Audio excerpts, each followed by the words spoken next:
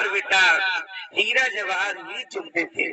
उस मानसरोवर तालाब में हीरा जवाहर ही थे, वही चुनते थे। अब चुनते चुनते परेशान, अगर कोई भी हो, एक चीज खाओगे तो बेटा डेली डेली नहीं खा मिलेगी। चलते हैं, हल्के भारत देश में चलते हैं, इसलिए लोग कहते नहीं है भारत देश हमारा है, लेकिन भारत देश एक सोने की चिड़िया है। लोग कहते हैं भारत देश एक सोने की चिड़िया है। तो वहां पर बेटा उन्होंने कहा चलो, बड़े बड़े अच्छे बाग बगीचे हैं, फल फ्रूट हैं, चलो अपने लोग चलते हैं। कहाँ पर चलते हैं? भारत देश में चलते हैं। और वहां पर बड़े बड़े अच्छे बाग बगीचा है, वहां पर बड़े बड़े बढ़िया फल फ्रूट है, वहां पर अच्छे अच्छे यानी वहां पर फल खाएंगे तरह तरह के, और हमारा तुम्हारा वहां पर जीवन पार हो जाएगा। उन्होंने कहा ठीक है भाई, चलो चलते हैं। अब वहां पर धीरे धीरे धीरे धीरे हंस और हंसनी बेटा वो आपके देश में आ गए। जब मानसरोवर तालाब से धीरे धीरे धीरे धीरे वो आपके यानी नगरी में भारत में आ गए।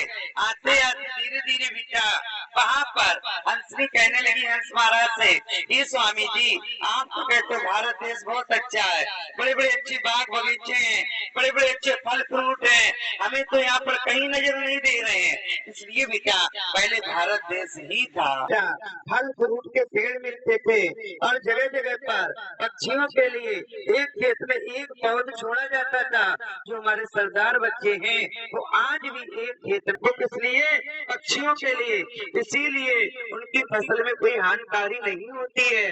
तो वहाँ पर क्या हुआ, धीरे धीरे धीरे धीरे हंसनी कहने लगी महाराज आप तो कहते हो बड़े बड़े अच्छे बाग बगीचे हैं और बहुत अच्छे फल फ्रूट हैं, और यहाँ तो कुछ ही नहीं है। उन्होंने कहा सुनिए देवी, इस देश का राजा बेकार है।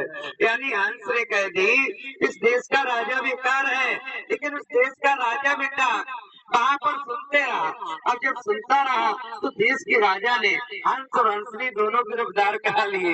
अब गिरफ्तार कराने के बाद में क्यों भाई आपने क्या कहा, बाग बगीचे हैं, फल फ्रूट है, यानी यहाँ पर अच्छा समय व्यतीत होगा।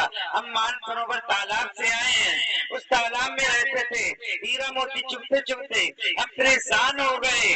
उन्होंने कहा ठीक है भाई, हमने सोचा आपके देश में बड़े बड़े अच्छे बाग बगीचे हैं, यहाँ तो कुछ नहीं है, इसलिए हमने कहा इस देश का राजा बेकार है। तो उन्होंने कहा धीरे धीरे बेटा वहाँ पर हंस हंसनी को रुकवा लिया।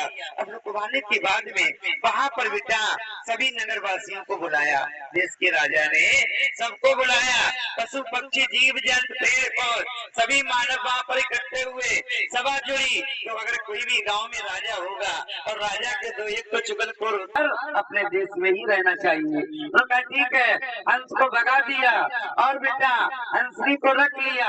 धीरे धीरे सब प्रजा से कह दी अब अपने अपने घर जाओ।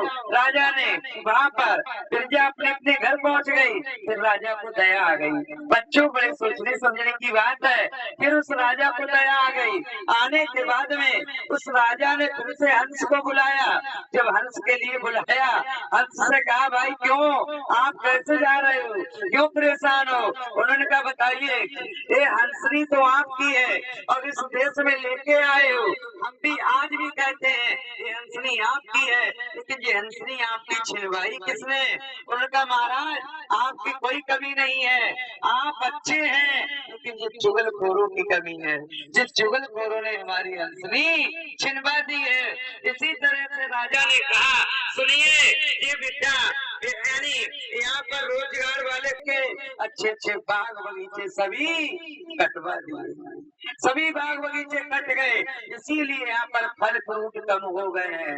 इसीलिए वहाँ पर हंस बोला महाराज देश के राजा से आपकी कोई कमी नहीं है, लेकिन ये चुगलखोरों की कमी है।